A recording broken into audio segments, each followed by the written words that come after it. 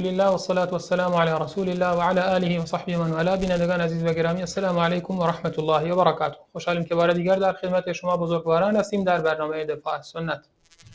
امروز در مورد یکی دیگر از علمای بزرگوار اسلام صحبت می‌کنیم و در مورد یکی دیگر از قرن‌های امت اسلامی که در طول سالهای متمادی پس از وفات پیامبر اکرم صلی الله علیه و سلم این علمای بزرگ و این نوابغ تاریخ احادیث پیامبر صلی الله علیه و سلم رو جمع آوری کردن و به این احادیث خدمت کردن و امت اسلام رو از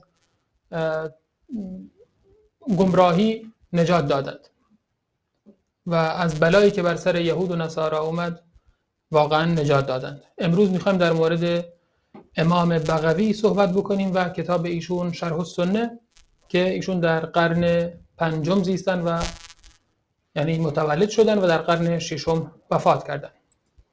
ببینیم این امام بزرگوار اسمشون چی هست، اسم کاملشون و اهل کجا بودن و در چه زمانی متولد و در چه زمانی وفات کردن. ایشون اسمشون معروف است به حافظ بغوی یا امام حافظ، فقیه و مجتهد بوده. اسمشون ابو محمد حسین بن مسعود بن محمد فرای بغوی است.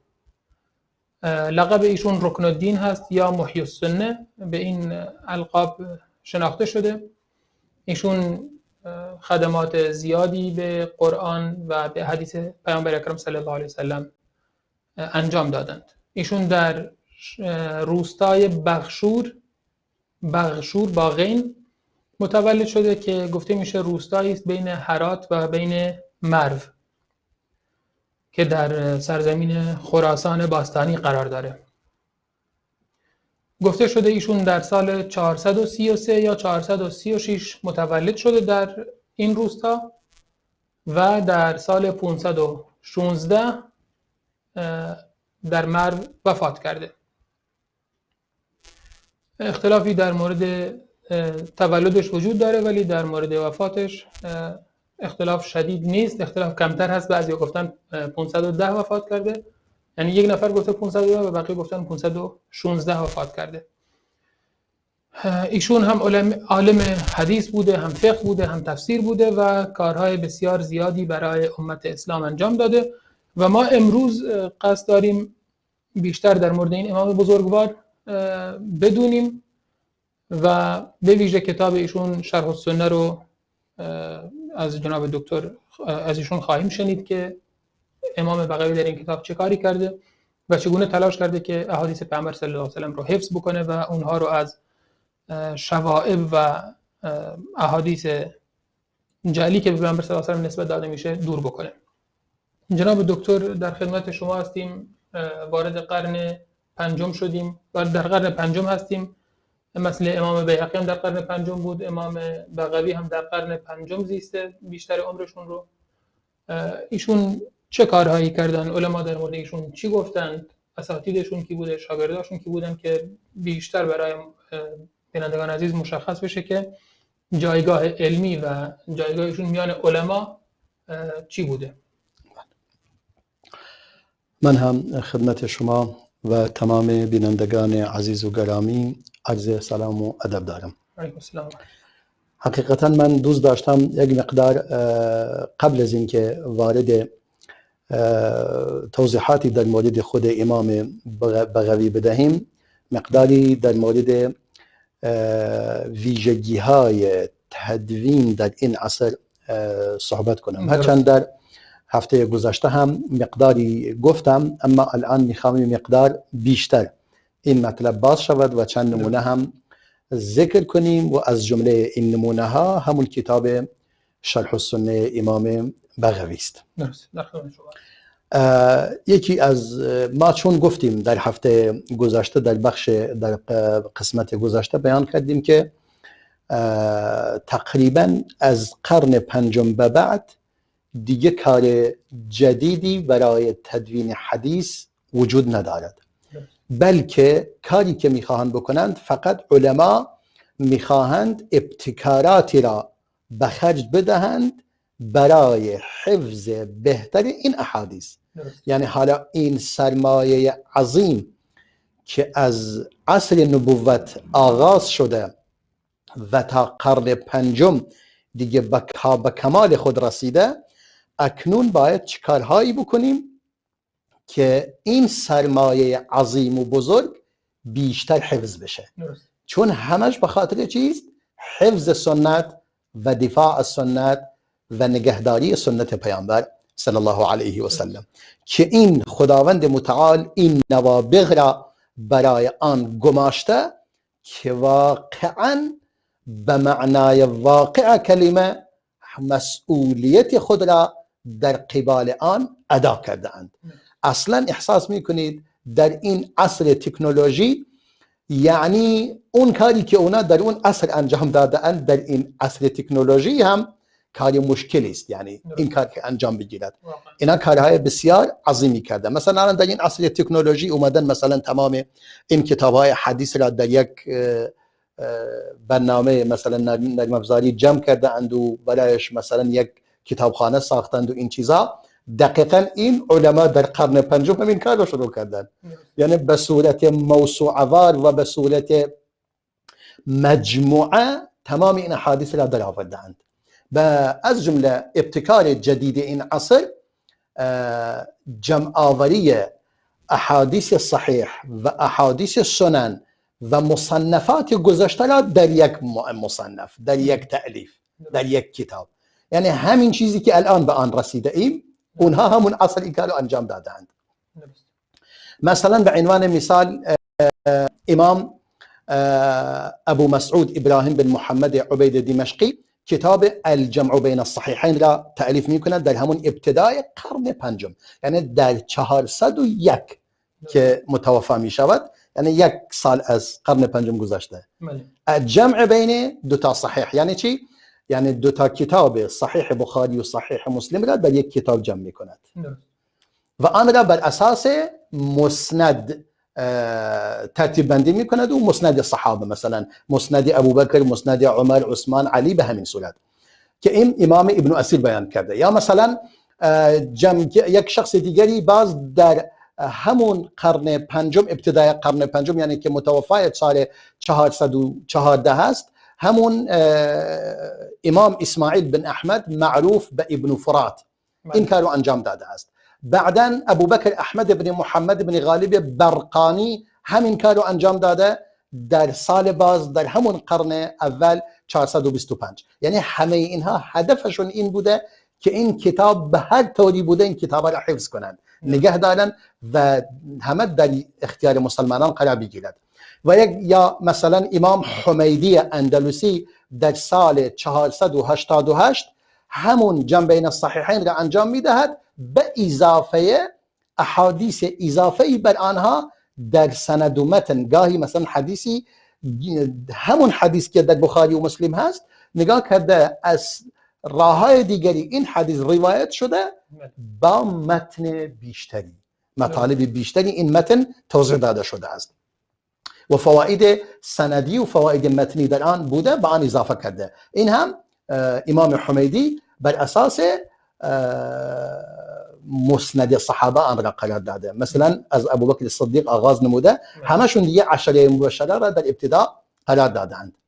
بعداً امام بغوی، همین امام بغوی که الان در مورد سخن میگوییم، اون هم در این عصر کتابی را احادیث بین الصحیحین را جمع میکند. جمع بین الصحیحین یعنی احادیث صحیحین را در یک کتاب جمع میکند که اینم در متوفای 516 یعنی در ابتدای قرن ششم فوت کرده ولی در قرن پنجم زیسته.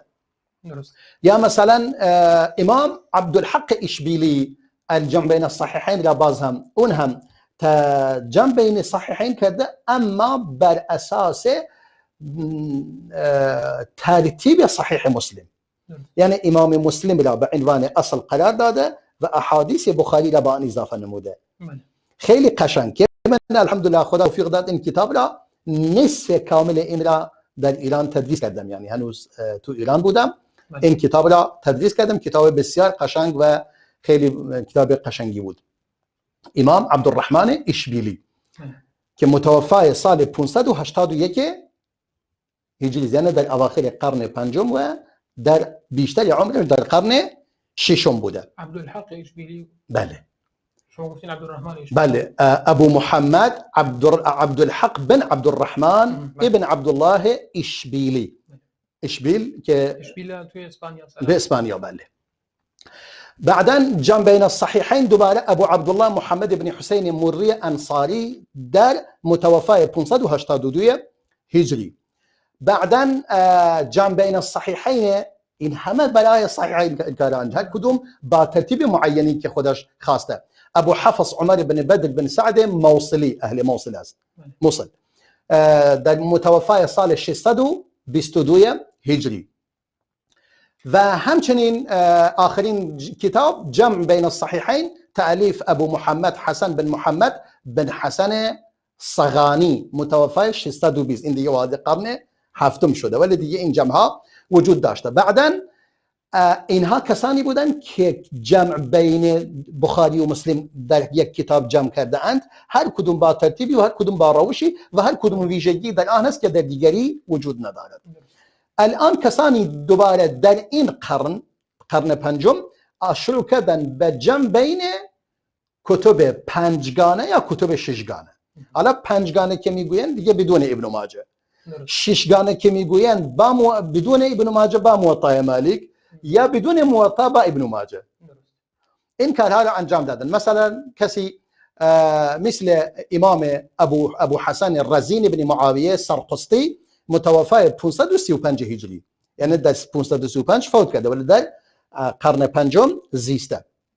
کتابی را به اسم التجرید للصحاح والسنن، یعنی یک کتاب خالص برای کتاب‌های صحیح و سنن، یعنی بخاری و مسلم، موطا مالک، ترمذی، ابو داود، نسائی. دیگه ابن ماجه در آن نیست. این 6 کتاب را در یک کتاب جمع کرده، در اختیار مسلمانان قرار داده.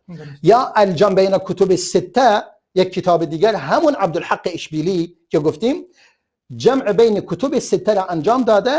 این هم صحیح بخاری و مسلم بدون ابن ماجه، بقیه 3 کتاب و به اضافه موطا امام مالک. چون بیشتر علما بر این هستند که سنن ابن ماجه یک مقدار پایین تر از اون است. واقعا من جوری از نظر احادیث ضعیف بیشتری دارد. و یک کتاب دیگر که امام ابن اثیر جزری اینو جمع آوری کرده در ابتدای قرن هفتم، جامع الاصول، یعنی فوت کرده در ابتدای، یعنی در قرن ششم زیسته. جامع الاصول في احاديث الرسول صلی الله علیه و سلم، جامع الاصول في احاديث الرسول. این هم دیگه کتاب های بسیار زیادی در آن جمع کرده، همین کتاب های ششگانه. یا انور المصباح در جمع کتب سته، هم کتاب های یعنی کتب سته به اسم صحاح سته به این اسم. ابو عبدالله بن عتیق بن علی التجیبی الغرناطی، این هم متوفای 646 بوده. سبحان الله. چند نفر رو گفتین همشون اهل اسپانیا بودن. واقعا هم اشبیلی، هم غرناطی، هم سرقسطی. واقعا ما شاء الله ما شاء الله. واقعا الان وقت آن رسیده که امام بغوی که یکی از این مردان بزرگوار در این عصر یعنی قرن پنجم هست، که در مورد او میخواهیم، چون کتاب او دیگه شهرت بیشتری داشته، علمای بیشتری در روی کتاب او کار کرده اند و انگار ویژگی بیشتری نسبت به بقیه دارد. امام، هرچند ما الان در مورد جمع بین الصحیحینش سخن نمیگوییم، در مورد شرح السنه او سخن میگوییم. این کتاب شرح السنه او که 4422 تا حدیث در آن وجود دارد. امام بغوی تنها این کتاب را ندارد، در مثلا مصابیح السنه هم دارد، 4931 حدیث در آن جمع آوری کرده. اما در شرح السنه تنها حدیث نیست، شرحش کرده دیگه، خودش میگوید دیگه اینجا پر از علم و دانش حدیث است در این کتاب، که انشاءالله به یک نمونه از آن اشاره میکنیم و توضیحاتی که در مورد آن میدهد. آخرین حدیثش را میاریم میخونیم که امام بغوی این کتاب را آورده. امام بغوی یعنی لقب اولا امام بهش میگویند، محدث، مفسر، فقیه، یعنی در 3 علم هر کدوم بهترین کتاب را دارد. یعنی در تفسیر یک کتاب نایابی دارد، تفسیر قرآن که به اسم معالم التنزیل در تفسیر قرآن که هم در 5 مجلد چاپ شده و در 8 مجلد هم چاپ شده. این کتاب عظیم و بزرگی است. و هم در فقه امام شافعی یک کتاب بسیار عظیمی دارد، کتاب التهذیب، که کتاب بسیار عظیم و قشنگی است، در 8 مجلد اون هم چاپ شده. و در حدیث هم که همون مصابیح السنه و همون شرح السنه، این دوتا کتاب بسیار کتاب با عظمتی هستند که ایشون در سنت نوشته و آن را جمع‌آوری کرده. البته تنها نوشتن عادی نیست، بلکه شرح است، توضیح علوم حدیث بر آن هست، شرح حدیث بر آن هست، اقوال فقها و محدثین در مورد آن بیان می کند و در مورد حدیث سخن می گوید، تضعیف و تصحیح آن و شرح کامل آن را بیان می کند و دقیقا معنی لغوی آن را بیان می کند و اون فوائدی که از این حدیث میشه استنباط کنید از آن میگیرد. خیلی کتاب با ارزشی است و واقعا هر مقداری که جلوتر اومده این وضعیت مسلمانان به صورت کمال پیش رفته تا این قرن 5. دیگه از این به بعد که روافض و عبیدی ها و بویهی ها آل بویه بر جامعه اسلامی که مسلط می شوند و بر اهل بدعت بر جامعه اسلامی مسلط می شوند، متاسفانه یک رکود علمی ایجاد می شود در اینجا. یک رکود که امام بغوی خودش این وضعیت را بیان می کند، میگه الان دیگه از اسلام چیزی نمونده جز اسمش، جز نامش، هیچی از اسلام باقی نمونده. حالا امام این شیخ به اسم محی السنه نام گرفته، محی السنه شیخ الاسلام. چرا؟ چون در این عصر تقریبا داره یواش یواش یک رکود علمی و یک بر عقب گرد و عقب نشینی از نظر علمی و پیشرفت ایجاد شده و این آغاز نموده و میخواهد یعنی احیا کند، سنت را احیا کند، دین را بار دیگر تجدید کند. به همین خاطر این امام بغوی محی السنه نام گرفته، یعنی کسی است که سنت را از نو زنده گردانیده. این لقب خیلی لقب مهمی است که گفتیم در 436 متولد شده و در 516 وفات یافته، یعنی حدوداً 80 سال عمر پربرکت داشته، 80 تا 81 سال که به او شیخ گفته می شود، امام، علامه، قدوه، حافظ. این کلمه این امام ذهبی است در سیر علم النبلاء، به او میگوید الشیخ، الامام، العلامه، القدوه، یعنی الگوست، الحافظ، شیخ الاسلام، محی السنه، یعنی کسی است که سنت را احیا نموده. ابو محمد حسین بن مسعود بن محمد بن فرا البغوی که اهل خراسان است و شافعی است، مفسر است، دارای تألیفات فراوانی است. از جمله این تألیفاتی که بیان کردیم، الجمع بین الصحیحینش که گفتیم، 40 حدیث هم دارد برای خودش و در فقه امام شافعی دیگه خیلی فرو رفته و علم و آگاهی بسیار زیادی در فقه امام شافعی و آگاهی بسیار زیادی از علوم، یعنی اصلا از اختلاف نظرها و علم صحابه و تابعین و اهل علم داشته و علم و دانش را از شیخ شافعی قاضی حسین بن محمد مروزی نزد او علم فقه را یاد گرفته و دریافته که صاحب کتاب التعلیق است قبل از 460 و از او شنیده و از ابو عمر عبدالواحد بن احمد ملیحی و ابو حسن محمد بن محمد شیرازی نک شیرازی و جمال الاسلام ابو الحسن عبدالرحمن بن محمد داودی و یعقوب بن احمد الصیرفی و ابو حسن علی بن یوسف الجوینی و ابو الفضل زیاد بن محمد حنفی و احمد بن ابی نصر کوفانی و حسان منیعی و ابی بکر محمد بن هیثم ترابی و جماعت فراوانی. و بیشتر یعنی اون علم و دانشی که دریافت کرده و احادیثی که شنیده در حدود 460 بوده، یعنی 460 تا 460 علم و دانش خودش را کسب کرده. درست، یعنی عمرش 27 سال بوده. بله بله. و میگه امام ذهبی میگه من نشنیدم که حتی یک بارم یعنی موقعیت به حج رفتن نداشته و نتونسته حج کند. درست. و امام ابو منصور محمد بن اسعد عطاری از او روایت می کند و ابو الفتوح محمد بن محمد طائی و جماعت فراوانی. و آخرین کسی که از او به صورت اجازه، یعنی او اجازه روایت را به او میدهد، ابو المکارم فضل الله بن محمد نوقانی که در سال تا سال 600 زیسته، ماشاءالله، تا اول 600 زندگی کرده. و همچنین به فخر بن علی بخاری هم اجازه داده.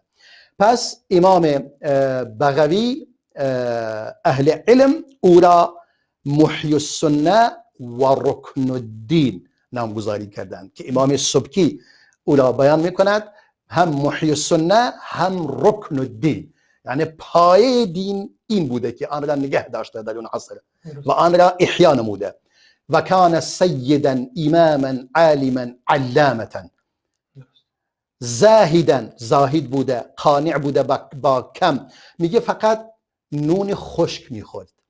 دیگه مردم قدر سرزنشش کردن، نهایتا گفت اشکال ندارد، علیه کمی روغن بال اضافه میکرد با نون و روغن زیتون.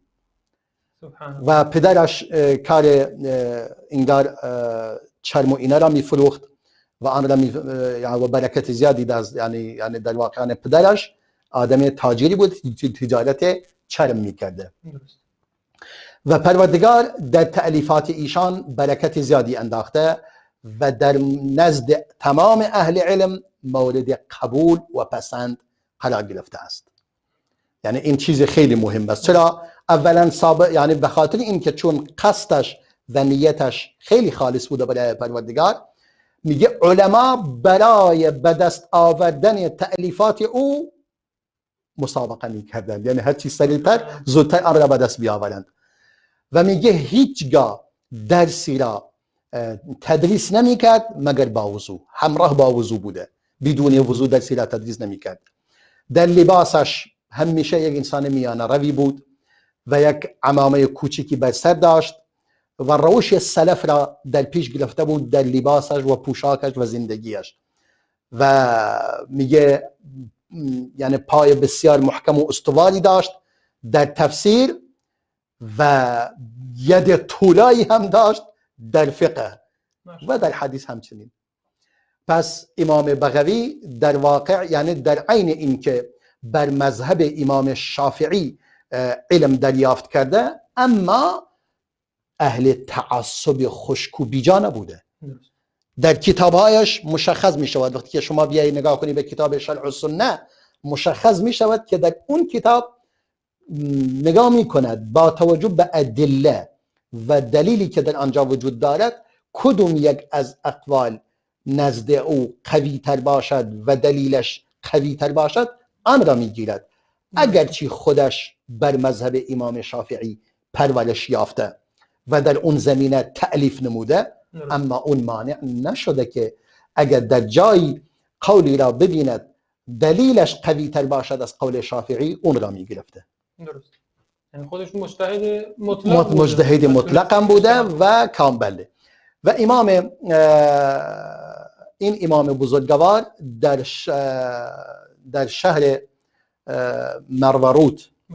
مروارود وفات می کند در شوال سال 516 که در کنار شیخ خودش، یعنی یکی از استادهای خودش، قاضی حسین دفن می شود که حدود 70 و چند سال زیسته. 70 و چند سال، یعنی ما اگر نگاه کنیم گفتیم سال 433 34 یا 36 بله گفتن 36 یا 33 متولد شده. متولد شده در 400 در 500 516 وفات کرده. در نتیجه وقتی که نگاه میکنید حدودا میشه 70 و چند سالی. دقیق چند سال میشه؟ از 433 تا 500 میشه 67 سال. بعد 16 سال بهش اضافه میکنیم 77 و 83 سال میشه. 83 سال میشه. بله. با این حساب 83 سال میشه درست. بله. چون بعضی هم گفتن در 510 وفات کرده و در 436 متولد شده. در صورت عمر پربرکتی داشته. یعنی بیشتر از 70 سال سن داشته. یعنی حتی ما میگیریم حدود 80 سال یا 80 و چند سالی زیسته. بالاخره عمر بسیار طولانی داشته. الان ما شروع کنیم به بحث کتابش یا الان ما 3 دقیقه وقت داریم تا میان برنامه. بله. این نکاتی که در مورد این مرد بزرگوار وجود دارد، یعنی در واقع تعریف علما و مطالبی که در مورد ایشان بیان میکنن به حدی فراوان است.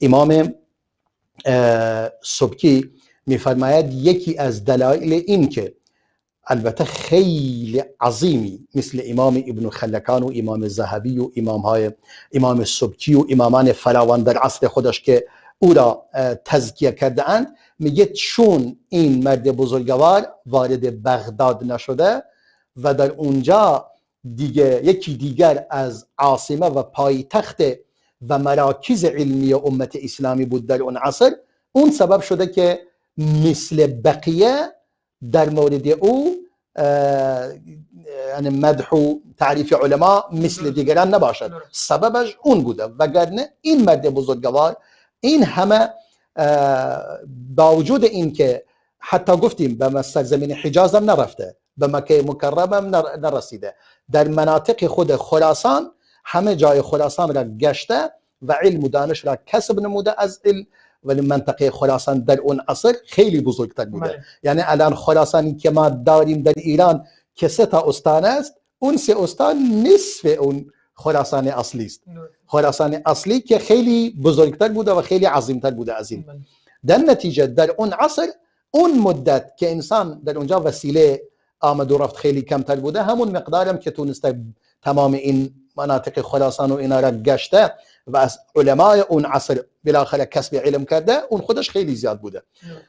پس 2 تا مشکلی که این که مکه نرفته و یکی دیگر هم اینه بغداد وارد بغداد نشده. به همین خاطر امام سبکی میفرماید به همین خاطر است که میبینیم تعداد کمتری از علما در مورد او گفتن، چون علمای عصر خودش چون هنوز در اون زمان وارد اونجا نشده بود و علما وقتی شناخته می شود که وارد سرزمینی می شود و در اونجا شروع می کند به انتشار نشر علم و دانش خود، در اونجا دیگه جای خودش پیدا می. اما بعد از وفات خودش دیگه تمام امت اسلامی بدون استثناء با تمام مذاهب و تمامش بدون استثناء امام بغوی را قبول دارن و کتابهایش مورد قبول همه قرار گرفته و از جمله این کتاب شرح السنه است که بیان میکنیم تا چه اندازه به آن اهمیت داده اند و به کتابهای امام بغوی اهمیت داده شده و شرحش کردند، به آن اضافه نموده اند و اختصارش کرده اند. به هر نحوی بالاخره نگاه میکنیم که بعد از خود تا چه اندازه گسترش پیدا کرده. ان شاء الله بعد از میان برنامه به این مطالب میپردازیم و به صورت مفصل ان شاء الله اینا رو خدمت بینندگان عزیز خواهیم گفت. بینندگان عزیز با ما باشید پس از دیدن یک میان برنامه. هلا غيثا كاس النواحي ربيعا أغداق الخصب في ربانا بديعا هلا غيثا كاس النواحي ربيعا أغداق الخصب في ربانا بديعا طل كالبدر لم يضره انفراد في باهيم الدجى يزيد سطوعا سنتي كم تشيع من نفحات من هدى المصطفى اقتداء رافعا أيها الصرح كم بنيت نفوسا قبست منك للأنام شموعا. كاس النواحي ربيعا أغدق الخصب في ربنا بديعا. كم شاف منهال الحديث قلوبا وجرى سلسالا يروي الربوعا. في رياض الصحاح تشرق روح ويشع السنا يفيض سطوعا. يرتوي الركب من بديع المعاني كم أضر البعاد قلبا ولوعا. حين جاءت بشائر الخير تترى فاستحال المدى الطويل سريعا.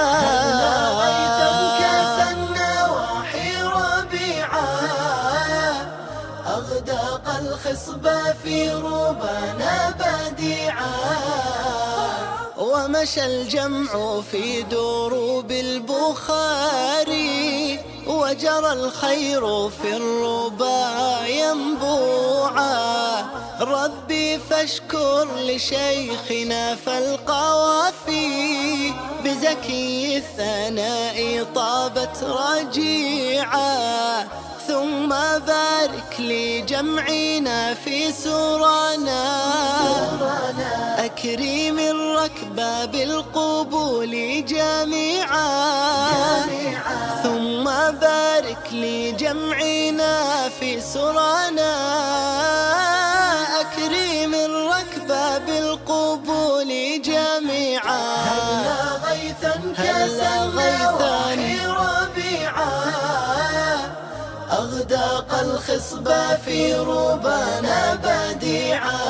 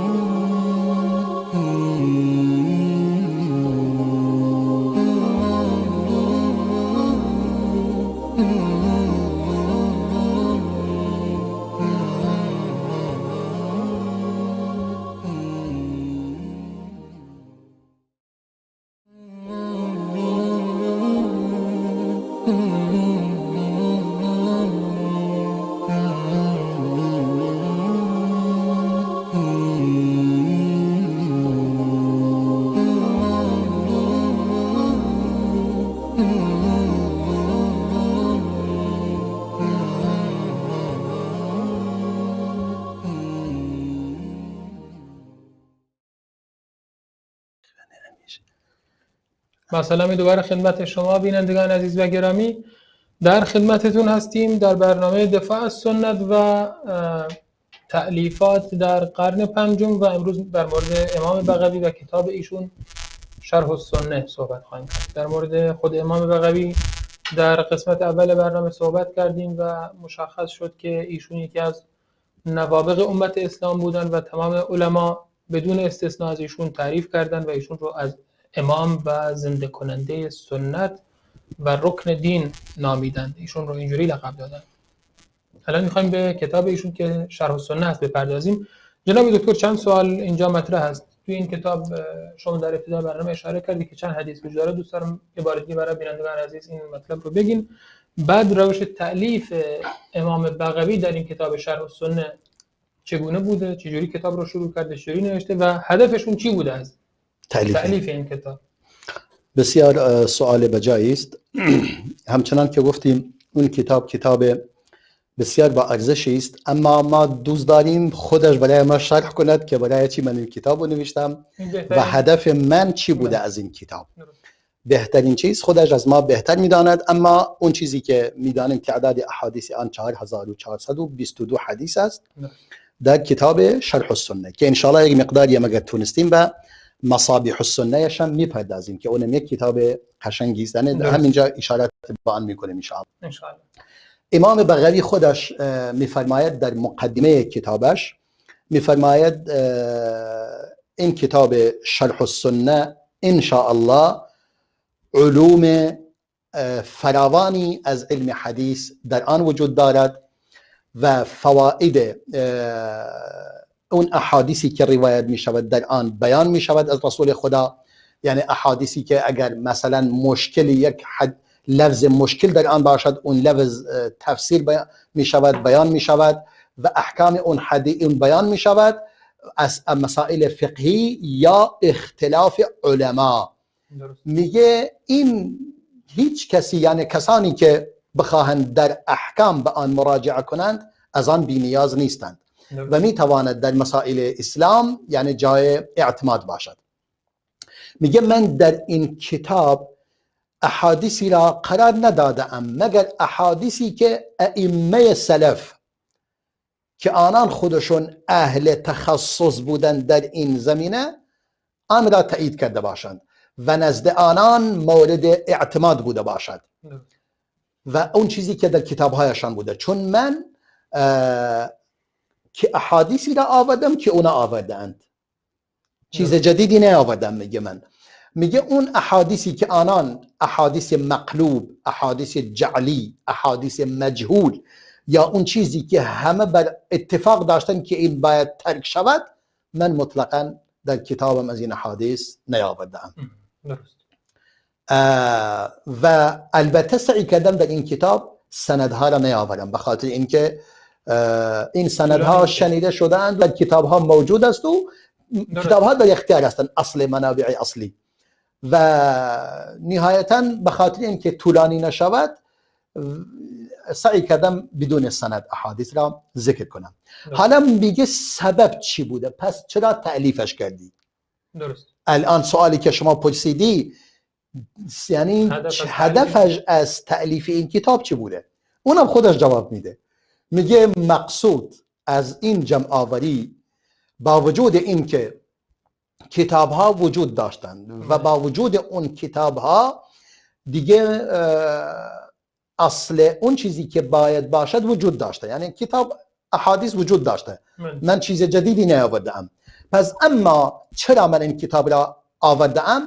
میگه به دلیل اینکه من هم پیروی کنم از کار آنان و در همون ردیف و زمره آنان قرار بگیرم. یعنی من هم در به اون جمع مبارک متصل شوم که دو طرف است، یک طرفش متصل است به پیامبر خدا صلی الله علیه و سلم و یک طرفش به اینجا، یعنی انگار یک تنابی بوده، مثل این که یک تسبیحی که میخواهید در یک بندی همه را قرار بدهید و در یک سلک قرار بگیرند، من هم خواستم در اون جمع مبارک قرار بگیرم.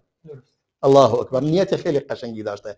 و وارد گروهی شوم که در برپا داشتن این دین تلاش کردند و تلاش کردند که سنت را احیا کنند و منم خیلی شیفته و عاشق آنان هستم و راه آنان را دوست دارم، هرچند از نظر عملم کمتر از آنان است و تلاش من کمتر از آنان است، اما برای چی؟ تا اینکه به مصداق فرموده رسول خدا که فرموده صلی الله علیه و سلم المرء مع من احب، میگه رسول الله فرموده انسان با کسی حشر می شود که او را دوست دارد. منم این هدفم بوده، اونا را دوست داشتم و خواستم در این مجموعه مبارک قرار بگیرم. این یک هدف. و هدف دومم، من هنگامی که دیدم علائم، یعنی اعلام دین، انگار میگویید شعائر دین و عادات دین یعنی تبدیل شده داره یواش یواش کم رنگ می شود و بر اهل زمان هوای نفس حاکم شده، یعنی هوای نفس بر جامعه مسلط گشته و از دین چیزی باقی نمونده مگر رسم آن و از علم چیزی باقی نمونده مگر اسم آن و به گونه‌ای باطل به گونه‌ای جلوه می کند انگار حق است. یعنی باطل جای حق را گرفته و جهل جای علم را گرفته. نگاه کن، این عصری بوده که اهل بدعت بر جامعه اسلامی مسلط گشتند و یواش یواش زمینه هجوم صلیبی ها به سرزمین اسلام آغاز شده. این عصر است و در اینجا میگه دقیقاً در اون عصری که ما در آن هستیم این فرموده رسول خدا بر آنان تطبیق می شود که رسول الله فرمود صلی الله علیه و سلم در حدیث صحیح بخاری است، می فرمود ان الله لا يقبض العلم انتزاعا ينتزعه من العباد. معنی احادیث را بگویم بهتر است. می فرماید پروردگار فرمود پروردگار علم را از اهل علم نمی کشد، یعنی در لفظ دیگر از صدور اهل علم بیرون نمی کشد پروردگار. پس چه کار می کند؟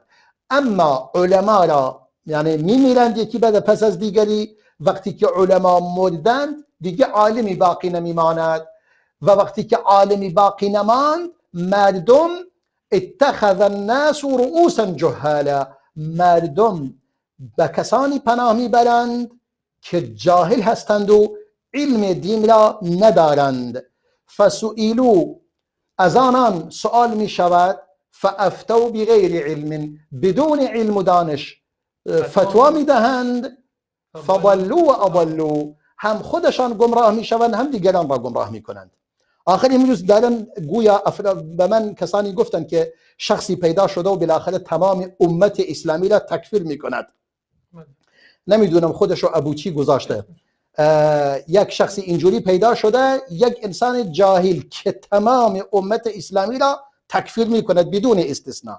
یعنی یک عالم محدث، یک مفسر، یک محدث، یک مؤرخ، هیچ کسی را قبول ندارد. یعنی به عنوان مثال یک محدث مثلا این جامعه الان، یعنی اگر امام بغوی در این عصر زندگی میکرد الان دیگه باید به حال این امت میگریست.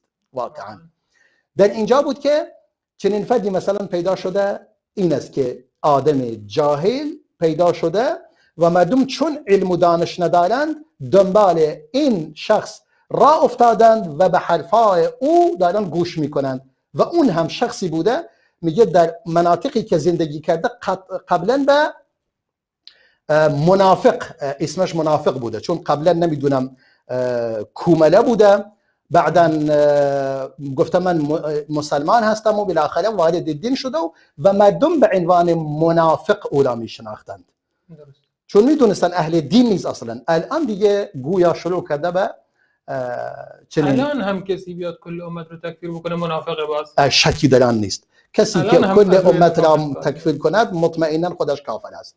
شکی در کفر خودش نیست. پس میفرماید وقتی که وضعیت آنچنان بود من هم خواستم اون چیزی که از دین داره یواش یواش کم رنگ می شود آن را تجدید کنم. لعله ینشط فیه راغب متنبه. میگه گفتم شاید کسی که علاقمند باشد آگاه شود و بیدار شود، یا کسی که ایستاده و تنبل هست به حرکت بیفتد بالاخره. کسی که راغب است فعال شود و کسی که ایستاده حرکت کند. میگه این هدفم بوده. خیلی خوب، حالا چگونه این کتاب را تنظیم کرده؟ سوال دیگرم این پرسیدیم. روش تالیفشون چطور بوده؟ چی بوده؟ بله، امام دقیقاً کتابش را بر اساس موضوعات فقهی یا همون موضوعاتی مثلا خیلی سعی کرده منهج امام بخاری را بگیرد در ترتیب کتابش. اصلا بلکه بیشتر ابواب و نامگذاری ابوابش همون چیزی از بخاری گرفته. خیلی از امام بخاری در واقع استفاده خیلی قشنگی کرده، از کتاب العلم را آغاز میکند دقیقاً به همون ابوابی که امام بخاری آورده. اینجوری بگوییم، یعنی دقیقاً این کتاب مثل صحیح بخاری ابواب بندی و تنظیم شده. درست. کتاب العلم را اول آورده، بعدا کتاب الایمان و به همین صورت، و در اواخر هم بحث مناقب و اعتصام به سنت و اینا را کاملا آورده. خیلی قشنگ. احادیثی که مربوط به یک موضوع باشد در یک جا آورده دیگه، اینجوری نبوده. احادیث مرتبط به یک موضوع کامل آورده در اونجا. مثل امام بخاری نبود. بله امام بخاری هم آورده، اما امام بخاری گاهی اون حدیث در چندین جا تکرار کرده، چون گاهی بوده حدیثی بوده در 16 بار تکرار کرده، 33 بار تکرار کرده. چرا؟ چون این حدیث 33 مفهوم ازش گرفته. آفرین، 33 تا احکام فقهی از آن برداشت نموده و در جاهای مختلف از آن استفاده کرده. و امام هم غالبا کتاب را به اسم کتاب فلان، مثلا کتاب الصلاة، کتاب الحج، کتاب اسمی که عناوین را نامگذاری می کند و بعدا در زیر آن ابوابی را قرار می دهد. کتاب فلان، باب فلان، ابواب فراوان از آن. مثلا کتاب الصلاة باب احادیث مثلا مربوط به رفع یدین، باب احادیث مربوط به فلان به فلان، مثلا دنبال آن می آورد. دقیقا همین چیزی که گفتیم مانند امام بخاری. و یکی دیگر از روش این کتاب که این هم بعض از امام بخاری گرفته، در ابتدای عناوین بحثش شروع می کند آیات مرتبط به آن را می آورد. مثلا در مورد صفت بهشت سخن می گوید، چند تا آیات مربوط به در مورد بهشت می آورد. در مورد صفت جهنم سخن می گوید، ابوابی را می آورد، اول چند تا آیت مربوط به آن را می آورد. در مورد هر چیزی که صحبت میکنه بیشتر ابوابش با آیاتی از قرآن آغاز نموده. دقیقا روش امام بخاری. امام بخاری هم همین روش دارد در صحیح خودش، یعنی آیاتی که مربوط به اون، مرتبط داشته به اون بحث موضوع، و بعد از آن آثاری از صحابه و تابعین برای توضیح آن می آورد. دقیقا همون روش امام بخاری. امام بخاری همین کارو کرده. سپس احادیثی که مربوط به اون باب باشد می آورد. اون احادیثی که در دواوین سنت وجود دارد، در مثلا کتاب‌های کتب سنت وجود دارد، دقیقاً احادیث مربوط به آن را می آورد. این که خودش با سند متصل این حدیثان را، کل این احادیث را گرفته. یعنی امام بغوی تمام کتب حدیث را شنیده به صورت علمی و سماع همه را دریافت کرده با سند صحیح، با سند خودش. و غالبا میگوید سعی کرده سند را ذکر میکند تا پیامبر صلی الله علیه و سلم. بعد از آن البته اون که سند را حذف میکند در کتاب مصابیح السنه سند را حذف میکند، ولی در اینجا گاهی غالبا یعنی سند را می آورد تا پیامبر خدا صلی الله علیه و سلم. سپس مخرج آن در صحیحین، یعنی این کتاب در صحیحین هست، می آورد میگوید مثلا این کتاب در صحیح بخاری آمده یا در صحیح مسلم آمده یا در دیگه کتاب ها، یا مثلا میگوید متفق علیه، مثلا میگه اخرجه محمد، منظورش امام بخاری است، و اخرجه مسلم، از بخاری از کی آورده و مسلم از کی آورده، اینجوری مثلا بیان میکند که منظورش به این است که این حدیث اینجوریه و اصلش آنچنان است. و اگر این حدیث نزد شیخین نباشد، بر کدوم یکی بیشتر اعتماد میکند؟ بیشتر اعتماد میکند بر امام ترمذی در تصحیح و تضعیف احادیث. چون امام ترمذی دیگه وقتی که احادیث را می آورد خودش احکام حدیث را بیان میکند، اونم این کار رو انجام داده غالبا. و کلام امام ترمذی را، شرح امام ترمذی بر مورد احادیث را می آورد در مورد سندش، و گاهی خودش نظر شخصی خودش را بیان می کند. اگر امام ترمذی نباشد یا کسی دیگری نباشد، نظر خودش را می آورد. و احادیث ضعیف را در کتابش نمی آورد مگر به عنوان شواهد یا متابعات درست. و سعی میکند از احادیث ضعیف خودداری کند، به خاطر اینکه یعنی اگر شواهدی باشد به عنوان شواهد و متابعات استفاده میکند، چون اصلش در صحیح وجود دارد، حدیث صحیح است.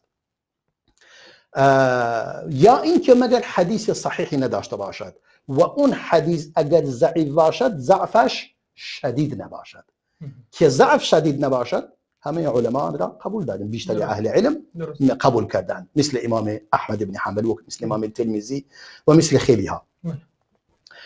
سپس اون چیزی که از اون احادیث برداشت می شود آن را می آورد از فقه، و آن چیزی که مربوط به علم حدیث هم باشد، مخصوصا در علم حدیث خیلی بسیار زیاد با آن می پردازد و آن را بیان می کند، احکام و اسماء راویان را بیان می کند و نسبشان را بیان می کند و تراجم بعضی یعنی راویان را کاملا شناسنامهشان را بیان می کند. بعداً احادیثی که در ظاهر با هم احتمال اختلاف داشته باشند آنان را با هم جمع می کند و همچنین توجه می کند به شرح غریب اون حدیث و بعد از آن اجتهادات صحابه و تابعین و اقوال ائمه مجتهدین را بیان می کند و دلیل هر کدوم از آن را بیان می کند و قولی که به نظر خودش قوی تر است و صحیح تر است آن را ترجیح می دهد. درست. این خیلی مهمه، خیلی قشنگه، خیلی درست. یعنی روش محدثین را در پیش گرفته در این کارش و در این راه و روشی که در پیش گرفته روش اهل حدیث را در پیش گرفته. جناب دکتر ما تقریبا 5 دقیقه وقت داریم به پایان برنامه، کمی بیشتر. اگر مطلب برجسته‌ای در مورد شرح السنه می‌خواید ارائه بدین در خدمت شما هستیم. اگر می‌خواید در مورد مصابیح السنه هم صحبت بکنید یه خورده وقت رو یه شورتکاتی بزنید.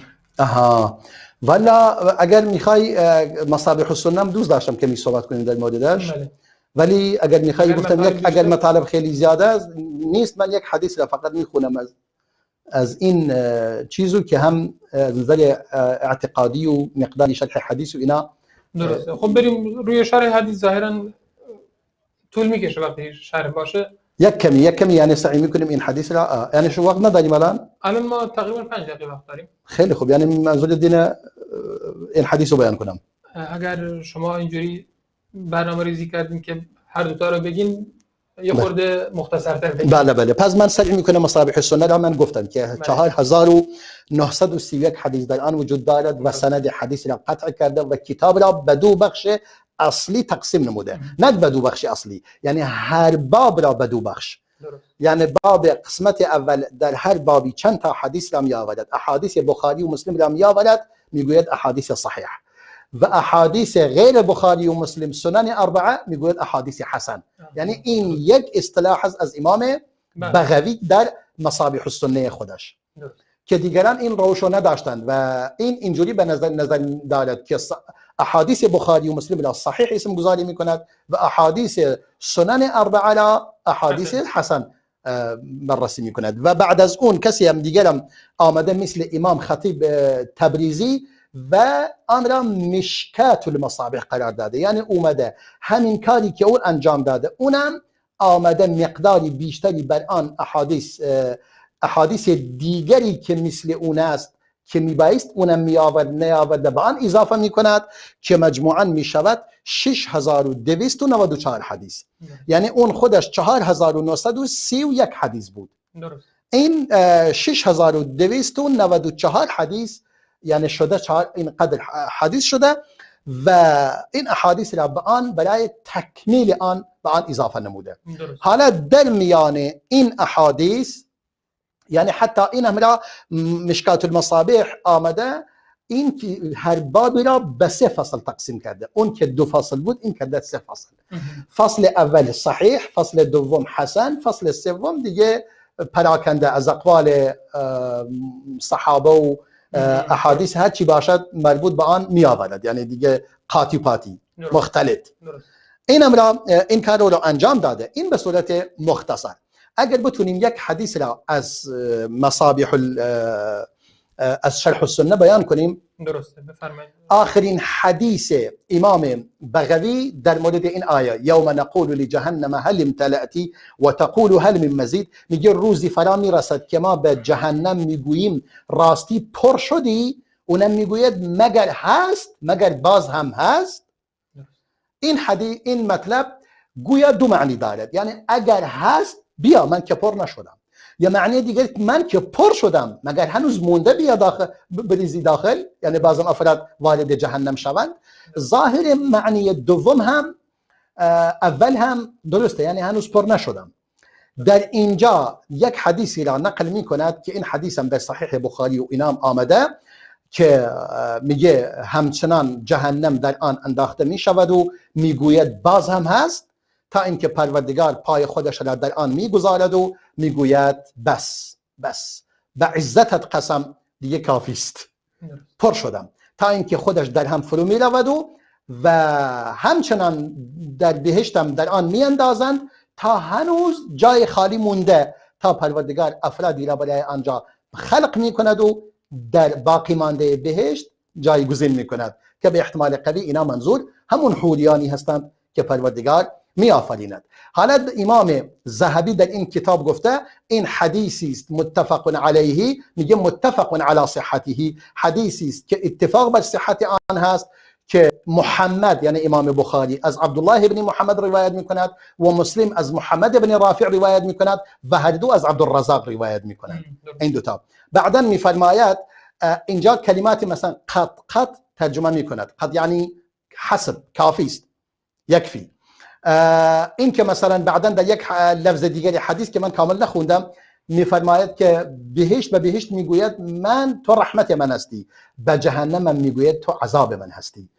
میگه من تو را، این که گفته رحمت من هستی مثلا معنیش کرده، یعنی میگه بهشت را رحمت خود نامگذاری نموده، چون در اونجا از رحمت خدا ظاهر میشود. حالا در اینجا در این دو تا حدیث دو تا چیز بیان شده، میگه یکی پا برای خدا، قدم و رجل، هر دو بیان شدن. میگه این حدیث از احادیث صفات خداست که خداوند متعال از این که چگونگی برای او بیان کنید از این منزه است، یعنی ما نباید برای پروردگار چگونگی تعریف کنیم، مثلا پای خدا چگونه است، میگه اینها نمیشه بدون اینکه کیفیتی برایش تعیین کنید و بدون اینکه تشبیه به مخلوقات کنید. این دقیقاً مثل این است که در کتاب و سنت آمده مانند دست خدا، انگشت خدا، چشم خدا، آمدن خدا، اینها. میگه فل ایمان بها فرض، میگه ایمان به تمام این چیزها که برای خدا نامگذاری شده فرض است.